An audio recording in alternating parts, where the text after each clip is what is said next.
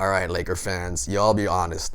Are y'all really happy that the Minnesota Timberwolves are kicking the Denver Nuggets ass right now in the playoffs? Or are you more in a state of regret because they kind of look like your 2020 championship Laker team? Absolutely no judgment if there's a tinge of regret, because take a look at this lineup.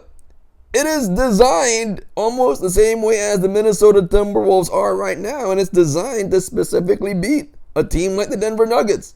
And Dwight Howard might have had a point. He talked about it a couple of days ago that if that team was just somehow kept together, y'all really could have been putting up better 19 and 20. Who knows? Really.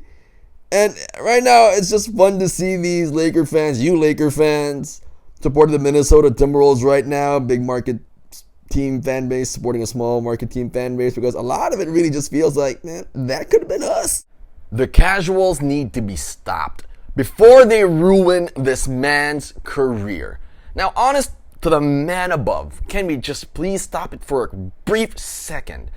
Anthony Edwards is terrific, but he is not Michael Jordan. Let me be clear on that. He may look the part with the way he moves. He may also have the same swagger and demeanor of Michael Jordan. Hell, to some extent, you can vouch for his competitive fire and say that he's up there with his royal airness. But however, he is not MJ. He is not 84 MJ. He is not 96 MJ. He is not Michael Jordan. Do you casuals have any idea what Michael Jordan did in his third year in the league? 37 points, 6 boards, and 5.9 assists.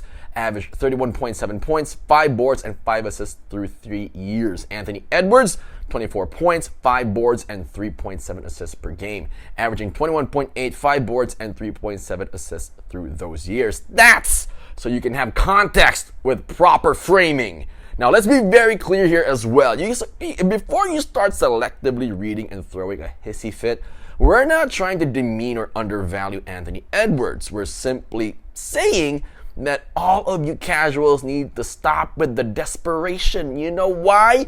The second this man has a bad game or gets injured or doesn't live up to the expectations that you or these casual keyboard warriors so heavily bestowed onto him within the next 3 or some years, deeming him the next Michael Jordan, you will be the same bums who will tear him down, question his character, question his abilities, and question everything there is possible about Anthony Edwards.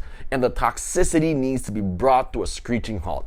We've seen it time and time again over the years how comparisons to the great have, from a PR perspective, decimated the careers of so many. None more toxic and as damaging as the Jordan comparison.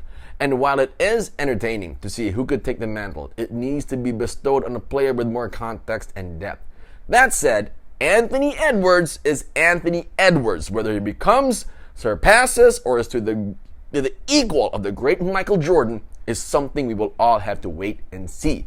But in the interim, we should all just enjoy what he brings to the table and stop creating narratives that could bring him down. Because right now, no one, in our own opinion, is more entertaining than Ant-Man. And that alone should be enough for us to continue watching and supporting him as the next few years unfold. The NBA has a massive problem, and they aren't anywhere close to actually solving it. And no, it's not the All-Star game, because honestly, that's hopeless. See, if the NFL has Patrick Mahomes, the MLB has Shohei Ohtani, and even now the WNBA has Caitlin Clark to keep them highly relevant in the years to come, what about the NBA? LeBron, Steph, and KD are in the twilight of their careers, and they're probably gone within the next 5 years. I mean, sure, Luka and Jokic have been great, but they're just not as marketable as the three we just mentioned, and they always seem to not care as much about their legacy compared to the other things that we know they'd rather be doing off the court, which we as fans 100% feel. So what about Devin Booker, Jason Tatum, Jimmy Butler, Kawhi Leonard? Let's face it, none of these guys over their careers so far have created an identity or impact the way Bron, Steph, and KD have, which has captured our attention. They break insane records, set unreasonably high standards. Simply put, they dominate. That explains why the NBA has developed the narrative that a young 22-year-old in Anthony Edwards is the quote-unquote next Michael Jordan. They're insanely desperate to stay as relevant to their big league competition that they're thrusting him into the spotlight and hoping he comes through. And for the NBA's sake, he better, because Bron, Steph, and KD are not getting any younger.